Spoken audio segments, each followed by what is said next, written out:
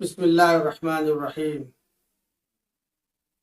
আলহামদুলিল্লাহি ওয়া সালামুন আলা ইবাদিহিল্লাযিনা ইসতাফা।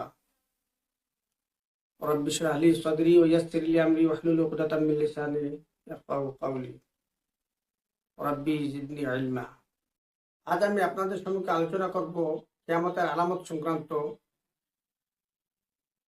মানবরচিত লাহওয়াল হাদিসে উল্লেখিত বহুল চর্চিত ছোট বড় যে বিষয়গুলি আছে তা আদৌ কি পবিত্র কোরআন সমর্থন করে না কোরআনের সঙ্গে সাংঘর্ষিক।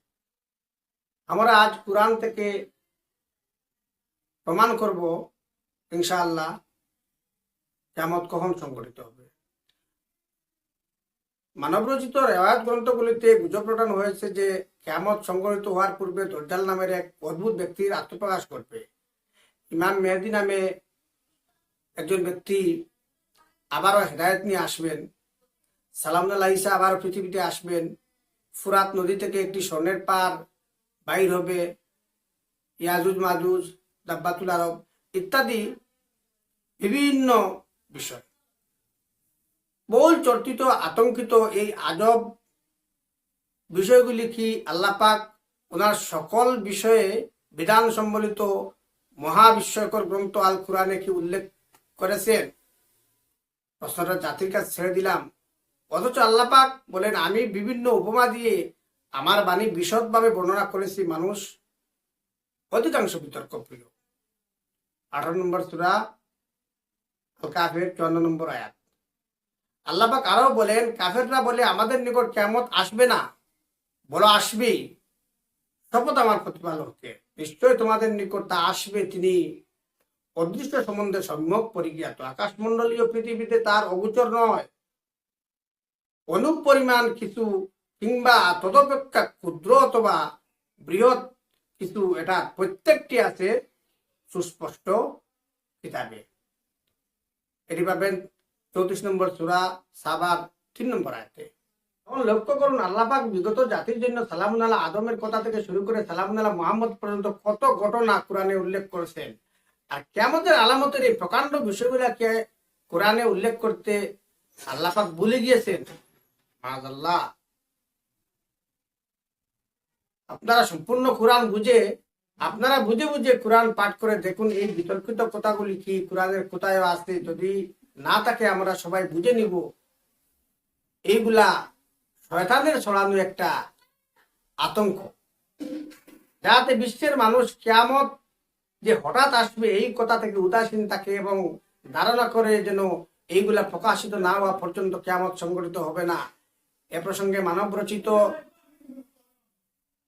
গ্রন্থ বুখারীর কিতাবুল ফিতনা অধ্যায় থেকে ফুরাত নদীর স্বর্ণের পার সম্পর্কে একটি লাহওয়াল হাদিসের অংশ বিশেষ উল্লেখ করছে। দেখুন, তারা লিখেছে, রাসূল সাল্লাল্লাহু আলাইহি ওয়াসাল্লাম বলিয়াছেন, ততদিন পর্যন্ত কিয়ামত সংঘটিত হবে না যতদিন না ফুরাত নদী থেকে একটি স্বর্ণের পার বের হবে। সম্মানিত শ্রোতামণ্ডলী, এখন আপনারা লক্ষ্য করুন এই কথাটি কোরআনের সঙ্গে কতটুকু সাংঘর্ষিক। অথচ আল্লাহ পাক পবিত্র কোরআনের সূরা আল নাহল এর 77 নম্বর আয়াতে বলেন, আর আসমান সমূহ জমিনের গায়েবী বিষয় আল্লাহরই, আর কিয়ামতের ব্যাপার তো চোখের ফলকের ন্যায়, অথবা তা থেকেও সত্তর। নিশ্চয় আল্লাহ সবকিছুর উপর ক্ষমতাবান। আল্লাহ পাক পবিত্র কোরআন মজিদে কিয়ামত প্রসঙ্গে বলেন, যারা আমার সাক্ষাৎকে মিথ্যা বলেছে তারা অবশ্যই ক্ষতিগ্রস্ত হয়েছে। এমনকি হঠাৎ তাদের কাছে যখন কিয়ামত উপস্থিত হবে তখন তারা বলবে, হায়, এটাকে আমরা যে অবহেলা করেছি তার জন্য আক্ষেপ। আর তারা তাদের পিঠে নিজের পাপ বহন করবে। সাবধান, তারা যা বহন করবে তা খুবই নিকৃষ্ট। এই কথা 6 নম্বর সূরা আল আনামের 31 নম্বর আয়াতে আল্লাহ পাক বলেছেন। আবার আল্লাহ পাক 7 নম্বর সূরা আল আরাফের 87 নম্বর আয়াতে বলেন, তারা আপনাকে কিয়ামত সম্পর্কে জিজ্ঞাসা করে, তা কখন হবে, ঘটবে? বলুন, এ বিষয়ে জ্ঞান শুধু আমার রবের নিকট। শুধু তিনি যথাসময়ে তার সময় সেটা প্রকাশ ঘটাবেন। আসমান সমূহ জমিনে সেটা ভারী বিষয়, হঠাৎ করেই তা তোমাদের উপর আসবে। আপনি এ বিষয়ে সব শেষ জ্ঞানী মন করে তারা আপনাকে প্রশ্ন করে, বলুন, এ বিষয়ে জ্ঞান শুধু আল্লাহর নিকট, কিন্তু অধিকাংশ জানে না। আল্লাহ পাক অন্যত্র বলেন, তবে কি তারা আল্লাহর সর্বগ্রাসী শাস্তি হতে বা তাদের অজান্তে কিয়ামতের আকস্মিক উপস্থিতি হতে নিরাপদ হয়ে গেছে?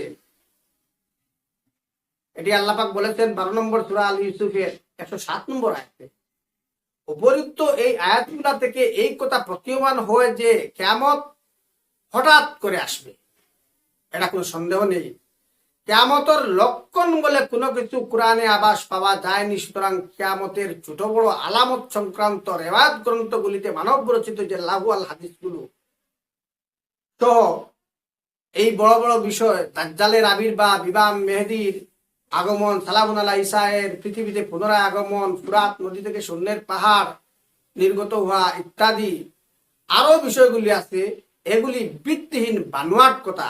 আল্লাহ পাক আমাদেরকে রাসূলের মারফত কিয়ামত প্রসঙ্গে পবিত্র কুরআনে যা কিছু জানিয়েছেন তাই যথেষ্ট।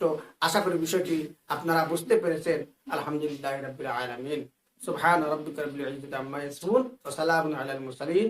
আলহামদুলিল্লাহি রাব্বিল আলামিন।